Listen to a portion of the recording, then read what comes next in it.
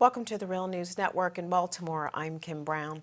Another activist connected to the uprising in Ferguson, Missouri following the shooting death of teenager Mike Brown by police has been found dead. Take a look at this photo. This was taken the night of August 11th, 2014, and it shows a man named Edward Crawford Jr. wearing an American flag tank top, picking up a burning canister of tear gas fired by police and throwing it. He later told reporters that he threw it away from children who were standing nearby. According to the St. Louis police, 27-year-old Crawford was found dead last Thursday of a self-inflicted gunshot wound while riding in the back seat of a car. His father told the St. Louis Post-Dispatch that he thought that his son accidentally shot himself. He did not think that he was suicidal. Edward Crawford Jr. leaves behind 4 children. This makes the third such mysterious death in as many years of an activist connected to the Ferguson protests and uprisings. In September of 2016, activist Darren Seals was found shot inside of a burning vehicle. Police have ruled that a homicide, which still remains open with no arrests. And another man, 20-year-old DeAndre Joshua, was also found in Ferguson, shot also inside of a burned-out car in November of 2014, which happened to be on the same night that grand jury declined to indict Darren Wilson, the admitted killer of Mike Brown.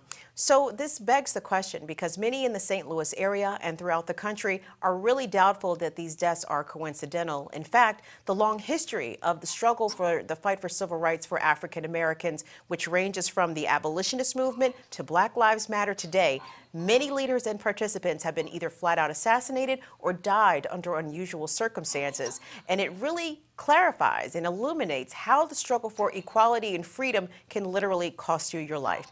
Well, to discuss this, we're joined with Glen Ford. He is the executive editor of the Black Agenda Report. He's also the author of the book titled The Big Lie. He joins us today from New Jersey. Glen, thank you so much for being here. Thanks for having me. Well, Glen, as I mentioned in the intro, there's a lot of unanswered questions surrounding not only the death of Edward Crawford, but of that of DeAndre Joshua and Darren Seals before him.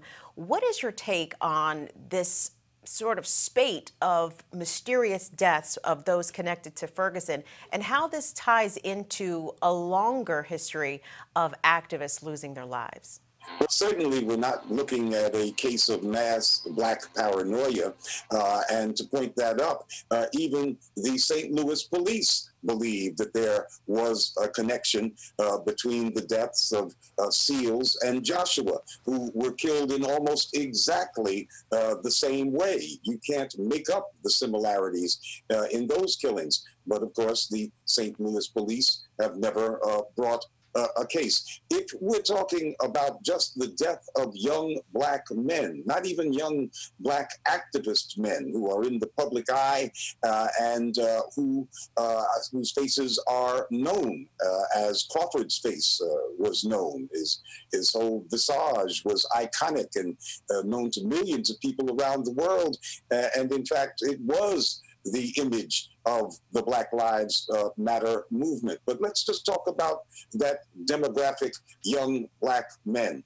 If any other demographic or sub-demographic in the United States was dying under all kinds of circumstances, but most dramatically, violently, at the rate that young Black men die, there would be a cottage industry of books and other media that would want to get to the root of this mystery. But when it's young Black men, people just think that's normal. Well, these were young political Black men who were operating in a sea of not just police repression, but also a state that used to be a slave state, which is infested, Missouri, infested with white supremacist militias, many of whom live very much nearby Ferguson, Missouri. So there are plenty of suspects and plenty of similarities and plenty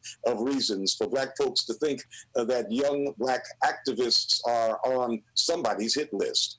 History certainly is replete with the victims of racist oppression in and out of uniform. So in the land of constitutional rights, the First Amendment to free speech, the right to assemble, the right to religion, etc., why is it so dangerous for activists, particularly activists of color, black activists, to be on the public platform of advocating on behalf of civil rights. And as you mentioned, some of these gentlemen were not famous necessarily. They certainly weren't household names, but they were still present in the movement and present in the struggle. Even if you're not a Jesse Jackson or a DeRay McKesson, you can still be vulnerable for these types of things to happen if you're simply even involved. And you, in fact, are more vulnerable because you're not surrounded by an entourage. You're not constantly under media attention. And you're part, and this is the most important aspect, you're part of a group that dies in violent ways all of the time. That this kind of demise is considered normal.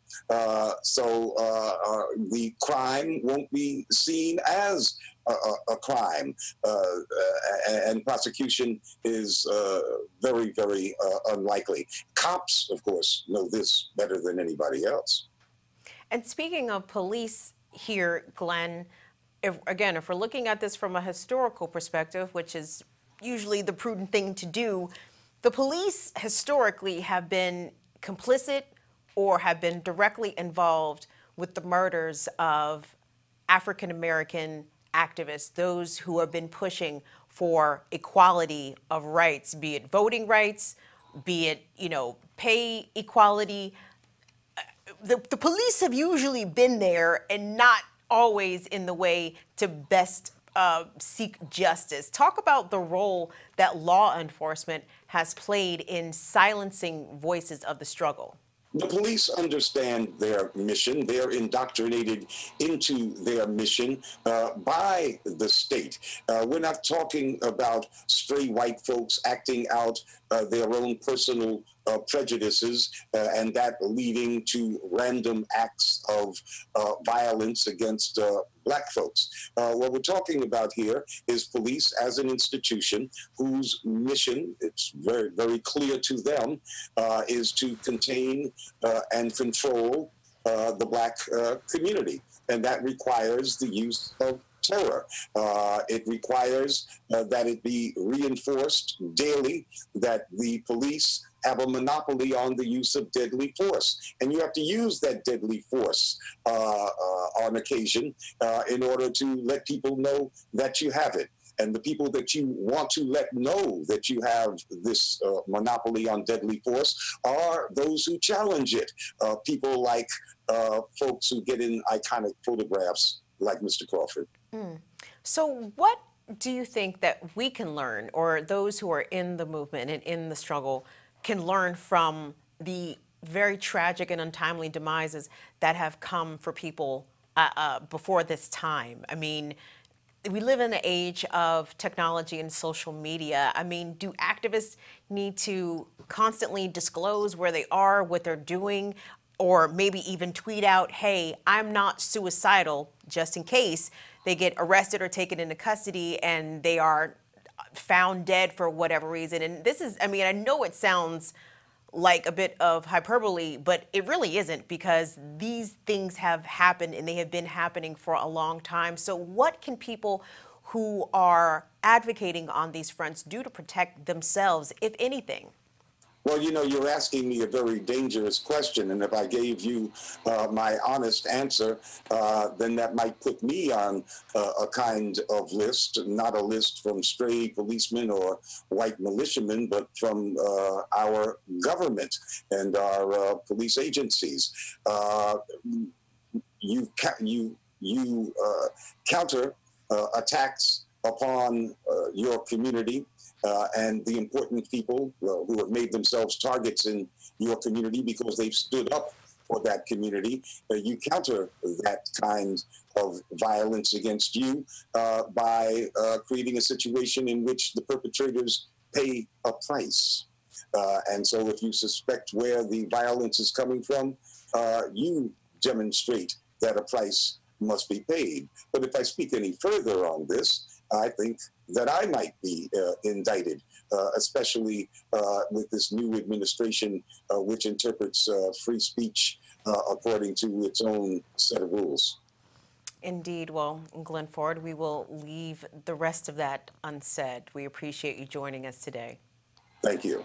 We've been speaking with Glen Ford. He is the executive editor of the Black Agenda Report. He is also the author of the book titled The Big Lie. And my name is Kim Brown, and I appreciate you joining us right here on the Real News Network.